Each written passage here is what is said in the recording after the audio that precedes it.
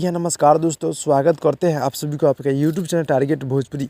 जी बता दी कि भोजपुरी की हिट मशीन खेसारी लाल यादव जी का बहुत ही हाई लेवल के गाने यानी कि धमाका हुई आरा में 2.0 गाने को भी लॉन्च कर दिया गया। जी हाँ दोस्तों, और इसी गाने पर यामिनी सिंह जी के काफ़ी ज़बरदस्त का रील्स वीडियो जो कि आप लोग क्लिप के माध्यम से पहले देखे हैं, कैसा लगा आप लोग कमेंट में कमेंट कर दीजिए। जी हाँ दोस्तों, जो कि सारेगामा हम भोजपुरी से गाने अभी लॉन्च हुआ है, आप लोग कमेंट में जाकर कमेंट कर दीजिए और गाने को जाकर आप लोग देख लीजिए। जी हाँ दोस्तों, सारेगामा हम भोजपुरी से अभी खेसारी लाल यादव जी और शिल्पी राज की आवाज़ में गाना लॉन्च हुआ है सारेगामा हम भोजपुरी से धमाका हुई आरा में 2.0। जी हाँ दोस्तों, जो कि कृष्णा बेदर्जी जी गीत को लिखे हैं और म्यूजिक है बड़े भैया कृष्णा बेदर्जी जी, यानी कि उन्हें नहीं म्यूजिक मारा है। जी हाँ दोस्तों, यानी गाना भाई बहुत ही बवाल का, आप लोग इस गाने को बहुत ही जल्द ट्रेंडिंग में लेकर जाइए। जी हाँ दोस्तों, कि नया साल का गाना है, गाना बहुत ही बवाल, बहुत ही खतरनाक लेवल का, हाई लेवल का है।